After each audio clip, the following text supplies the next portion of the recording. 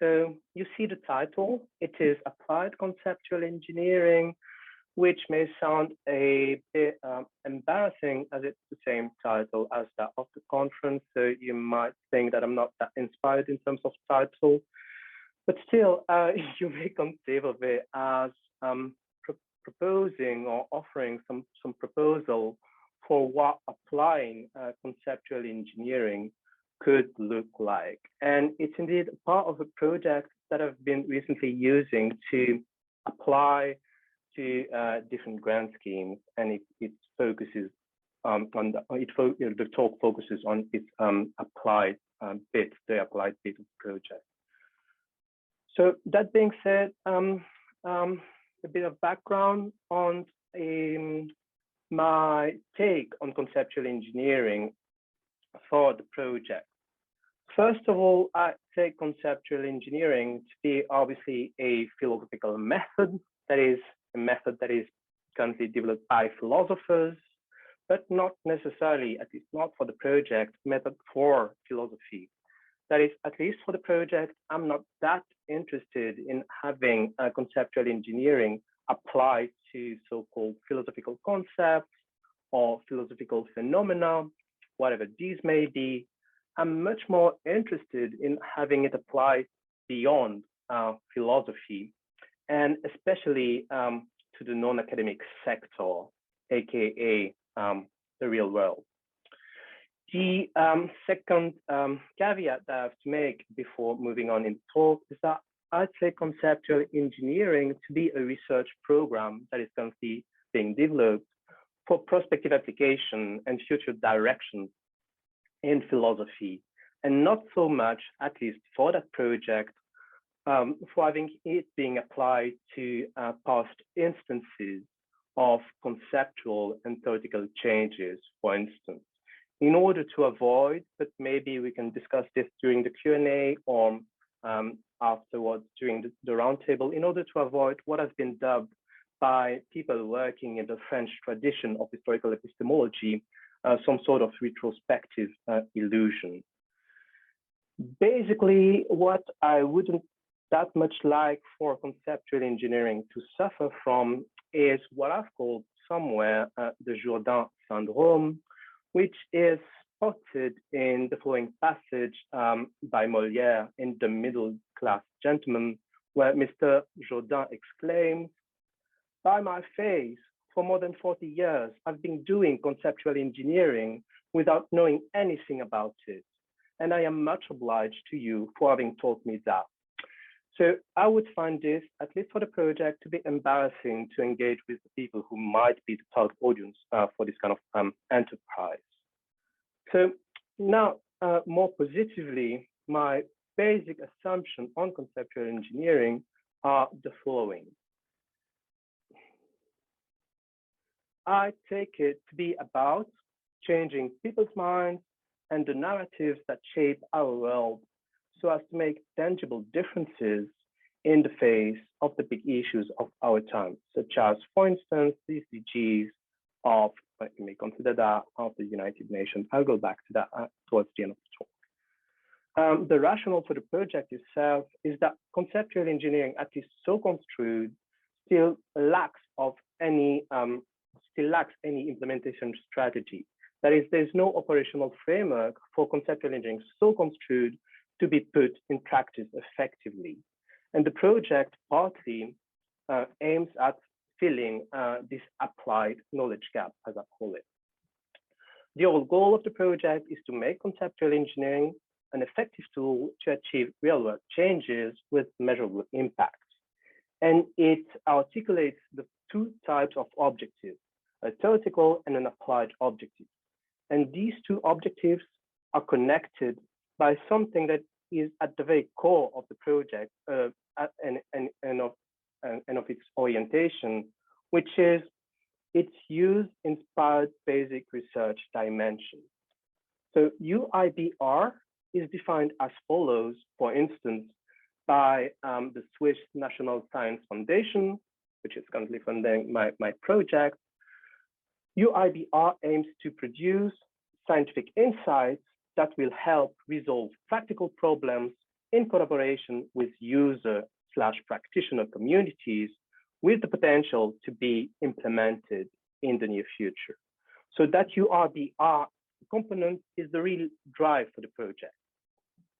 So what I'll do in this talk is, in the first step, to give you an overview of the structure of the project, addressing both its theoretical and applied components. And then for the remainder of the talk, I will focus a bit more carefully than I've been able to do so far on its applied dimension, which comprises of two distinct elements. First, a research validation strategy, and secondly, a research engagement strategy. This will lead us to addressing what I've dubbed ethical issues for lack of better categorization. And eventually, I will somehow wrap it up by presenting the methodology that is meant to help me, enable me articulate the dual structure of the project. So that is basically it for what we'll have during this talk. So the project structure, it has these two parts.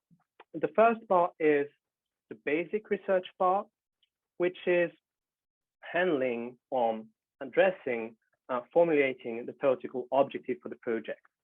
This objective is as follows: to devise the framework of conceptual engineering as a method for producing better concepts that are apt to be adopted by the relevant target user community.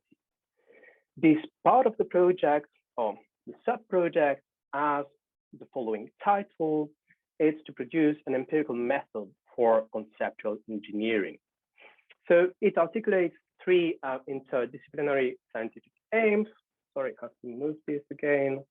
I cannot see my slides otherwise. So that are kind of taken care of by different modules and work package. So it works for this kind of proposal. So I see that we've lost Kevin, who is back in the waiting room. So just Michaela, sorry about that. Michaela, if I can just ask you, in case it happens once again, because you are still the co-host for the session, if this happens once again, and you see that Kevin is in the waiting room, you can admit him back or take care of that. Oops, you see. Okay, cool. Thank you. Sorry about that. No problem at all.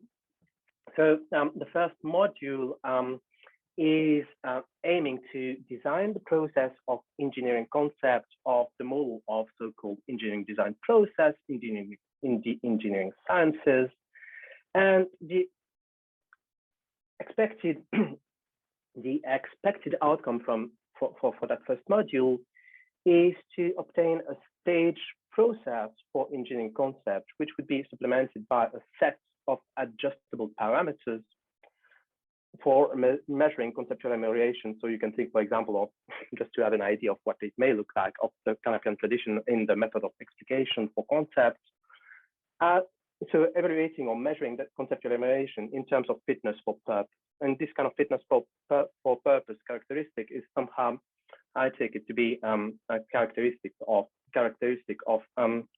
the movement of conceptual engineering, which is at a very minimal level, always concerned by functional dimensions of concepts. What are the purpose they serve, and they help us to conduct. So the second module builds on some recent work of mine, in which I've claimed to establish, that may sound a bit trivial, but still it was waiting for being argued for, that conceptual engineering should be about concepts, that concepts for conceptual engineering should be psychologically theorized, that is, with the help of the psychology of concepts, and that this psychological theorization should produce a model of concepts that conceive of them, as Elisabetta puts it in her response to Machry 2009 book in a special issue of BBS in 2010, I believe, multiply realized functional time. So the module 2 builds on these earlier results and aims to develop that psychological model of concept and of their lexicalization as operationalizable target objects for engineering projects. So what is expected thereby is to obtain empirically tractable target objects for the engineering process, supplemented by a set of linguistic operations for the appropriate lexicalization or lexical realization. So by linguistic operation, what I have in mind here is what is called, for example, conceptual operation or conceptualization processes in the trend or tradition of cognitive semantics in cognitive linguistics, which builds precisely on psychological models of concepts to develop these kinds of operations. And module 3 is basically about combining the two previous ones by applying the first one to second, so to adapt the process of engineering concept engineering so that it applies to psychological models of concepts via the empirical tools of philosophy. And something is important here is that there'll be some sort of shift from the typically descriptive function of these empirical tools to some sort of more normative or ameliorative twist or orientation for them when they are put into practice in that third module. So the expected outcome is to obtain here a fully empirical framework for conceptual engineering that would be operating both at the individual level of our conceptual cognition and at the collective level of our linguistic practices. So that is basically it, sorry, for the theoretical, aka basic research part of the project. So now I'll leave that part at that. I hope it won't be that much disappointed if you want me to tell you more on this theoretical aspect of the project, which are the most important part of the proposal, at least quantitatively. I'd be happy to address these in the Q&A. But for the remainder of the talk, I will focus on the next component of the project, which is its used inspired part in charge of its so-called applied objective. So this applied objective goes as follows. It is to translate these new knowledge resources, that is the models and the methods that are developed by the theoretical part of the project, into innovative products and processes so as to make them suitable and available to social expectation. And this objective connects to different strategies that I've already mentioned. On the one hand, a valorization strategy for research, and on the other hand, an engagement strategy for research. So in the two following sections, I will present these two strategies into some more detail. So first, research valorization. Here, the aim is to make that empirical framework for conceptual engineering, its models and methods suitable and available to social exploitation. The question that is addressed then is how can we make conceptual engineering operational, that is effectively applicable to real world issues, typically in the end of non-professional philosophers.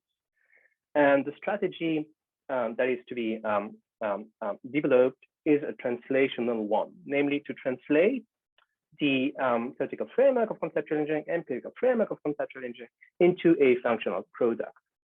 That task will be conducted by designing conceptual engineering on the model of the so-called business model canvas.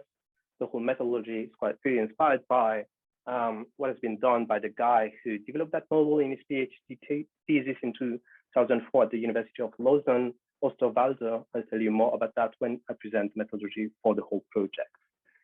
And the process, this translational process, which consists in identifying the building blocks of conceptual engineering, their relationships, and the set of procedures for using them efficiently in the completion of the task. So the expected outcome thereby is to obtain some sort of simplified template procedural framework for conceptual engineering. That is a highly adaptable set of step-by-step guidelines for ameliorating concepts, which would be supplemented by a set of pedagogic protocols, such as online tutorials, blogs, practitioner workshops, and eventually, if it were to be commercialized, gaming apps for people, for the target user groups to be taught how to use and put that template procedural framework into practice. So this outcome will be delivered in close collaboration with organizations from the non-academic sector. On the one hand, a think tank consultancy, which is kind of very specialized into operating translational work in terms of knowledge, content, and form, and a creative communication agency, which will be in charge of just basically physical realization of that template procedural framework. This framework will be evaluated in terms of ease of use, understandability, and efficiency. So that's basically it for the valorization strategy. So now let's move to the public engagement strategy.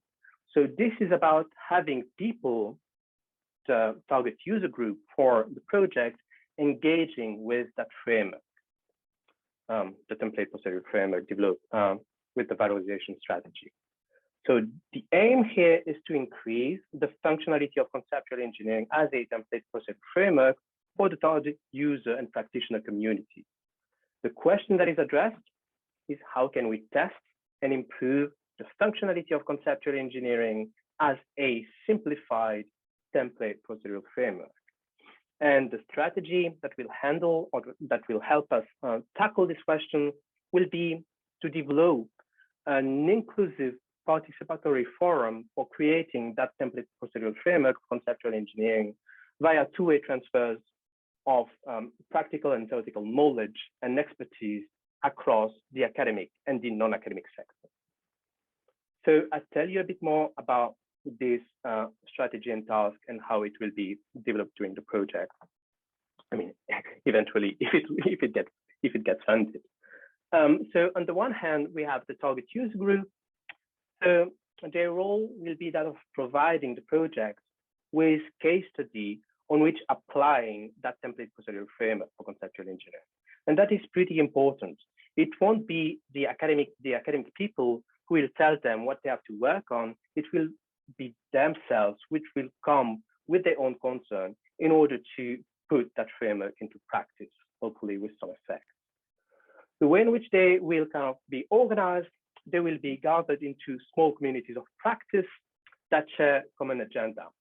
So small community, I mean, there will be about groups of 3 to 5 organizations that are kind of driven by a common goal. And they will be reached through temporary collaboration on a rotating basis. That is, throughout the project, say 5 to 7 years, they will rotate each 9 to 12 months. So the case study here will serve us, and that's very important too, as entry point for developing a sustained engagement with the different stakeholders that are involved in projects via continuous feedback and guidance.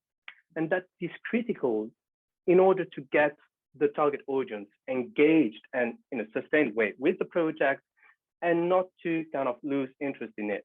They have to be able to give us or to give the academic sector some feedback and guidance on the relevance and suitability of the framework that is proposed to them in order for them to find some interest in that.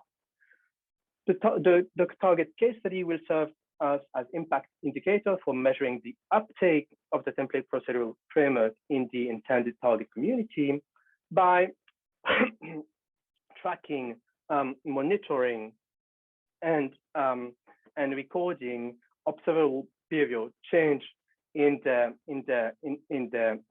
work. That is in the way in which the use of the key concepts in the selected case studies have changed their operational, strategic, and analytical work.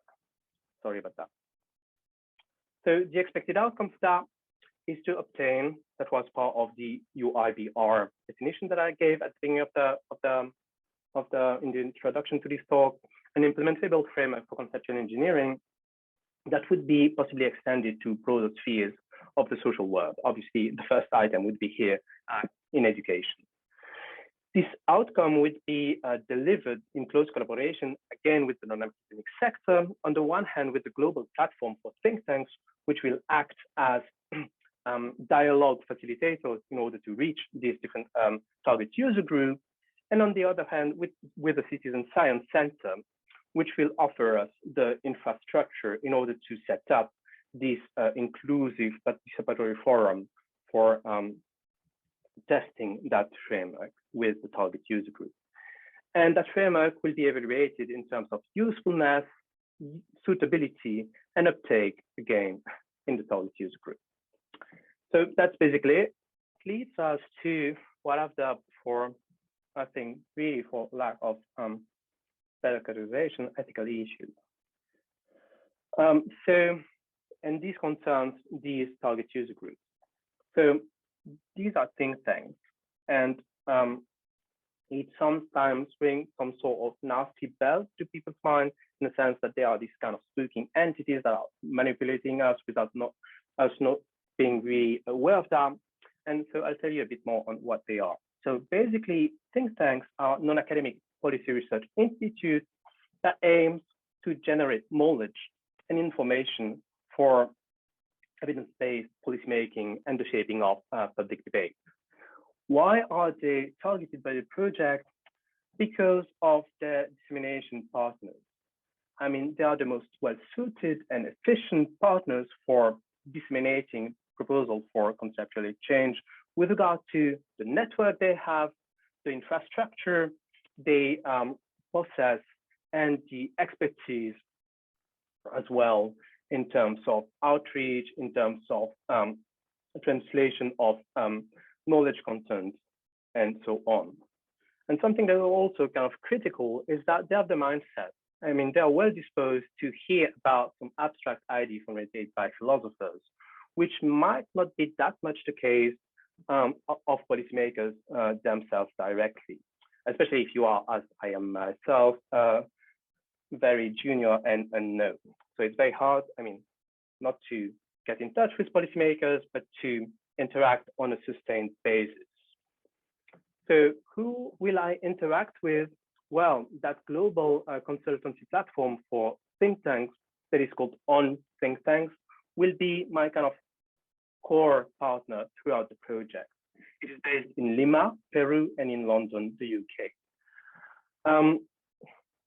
How will we select our different organizations for forming these small communities of practices? Well, they will all be members of that On Think Tank communities. So there are hundreds of them. You can check on the website. There are many, many of them.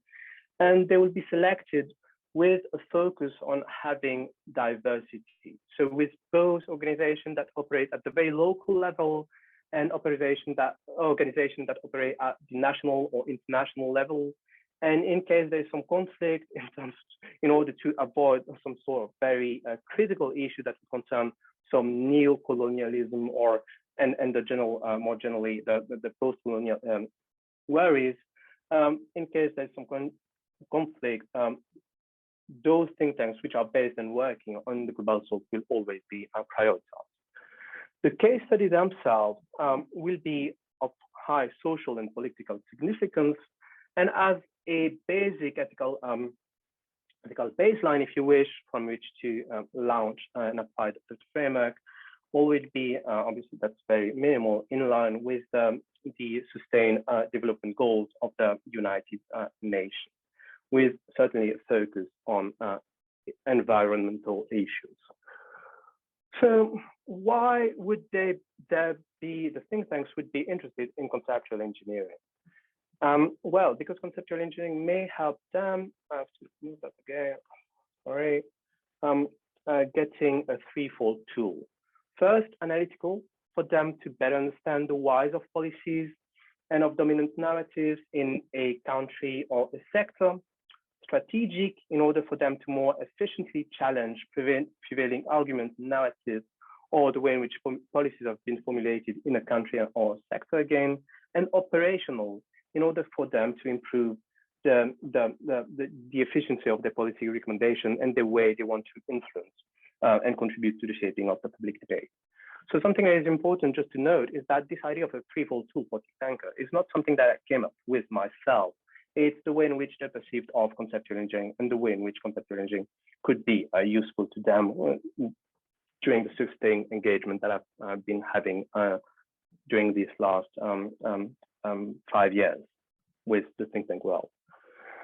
So having think tanks, such dissemination partners, hopefully will contribute to the project propagating or developing the RRI framework, which is kind of an important trend in current science governance and policy. RRI is defined as follows in the Age 2020 agenda. I guess it's more or less the same in the New Horizon Europe. I've not checked, sorry for that. So responsible research and innovation implies that all societal actors, researchers, citizens, policymakers, business, third sector organization work together during the whole research innovation process in order to better align the process and its output with the values, the needs, and the expectations of society. So I'm about to conclude. One slide about methodology. So the methodology is all organized around this EU IBR dimension of the project, which makes a project that is both theory and practice-based throughout. There is each module for each work package has this kind of balance between and back and forth between the theoretical, foundational, they call it basic research component, and this more applied, use-inspired orientation. So as regards its methodological approach, it is a two-tier approach. On the basic research side, it is interdisciplinary in the sense, or more specifically, it is multi-transdisciplinary in the sense that it combines insight from conceptual engineering in philosophy and philosophical methodology, from the psychology of concepts in psychology, from cognitive semantics and cognitive linguistics more generally in linguistics, and from design engineering in the methodology of engineering sciences. And it is cross-sectoral in the sense that it aims or it contributes to connecting both the academic and the non-academic research communities. The framework to use in order to handle that approach and to put it into practice is that of design science, which consists in applying theoretical knowledge to practical problems. It combines two types of different, roughly, that's very kind of minimal characterization and a bit naive characterization, two types of different approach, a theory building approach, which aims to understand and explain reality. So that's for the basic research part of the project, and a problem solving approach, which is mostly common in the design and engineering sciences, which consists in creating artifacts, new artifacts, in order to, that will help fixing previous problem producing devices and detrimental behavior. So here you can note, as previously in the theoretical part of the project, that I'm kind of taking the engineering metaphor in the case of conceptual engineering kind of very seriously. Oh, yeah, that is, I think so. And so this design science framework will then be filled on by a method mix from the humanities and the social and cognitive science. So it will work as follows. Just give me a sec. So you have here on the one hand research activity, research output. So more specifically, the research activities consist, so it goes from left to right, consists in building artifacts, that is model, construct, framework, whose performance is next to be evaluated via some criteria and metrics and justified by empirical data collection and or analysis. As for the research output, they comprise the four following components that you see on the left, on my left at least, sorry about that, which are first, construct and models, which correspond to the theoretical building blocks and their relationship. Second, method, which are the step-by-step procedures to perform a task. Framework, which consists in the application of the methods to the underlying construct. And instantiation, which amounts to the concrete realization of the different artifacts, construct, method, models in a given context. So, and that is a framework that is inspired by the guy I mentioned, Osterwalder, the guy who invented the business model canvas. So now you fill that with mixed methods from the humanities, social and cognitive sciences, and you get the following. So what is highlighted in orange is what concerns the applied part, that is the user-inspired part of the project. What is in white is what I've not thought much about, namely the foundational, theoretical, basic research part of the project. So you can see at the instantiation row, you have this inclusive participatory research that produces that template procedural framework in some sort of interactive way that is applied to specific case studies, whose effect is then measured via a framework that is called outcome mapping, which is some sort of progress measurement system for planning, monitoring, and evaluating the development of initiatives, typically in order to bring about sustainable social changes. So that is it. I believe I'll just skip to announce that it's the conclusion and I'm about to finish. So the ACE project, that's the full acronym for the project, combines its two parts. It is applied empirical conceptual engineering. So the major outcome would be to develop an effective tool for creating better concepts with measurable impact on real world issues. That's driven by its core UIBR orientation. On the basic research side that I've not thought much about, it will produce an innovative methodological model for conceptual engineering. It will supply conceptual engineering with operationalizable target objects and develop overall an empirical basis for the whole enterprise. On the user-inspired side or component of project, it will deliver hopefully an implementable template procedural framework of conceptual engineering that is something that is functional and that works and that is ready to use if you wish.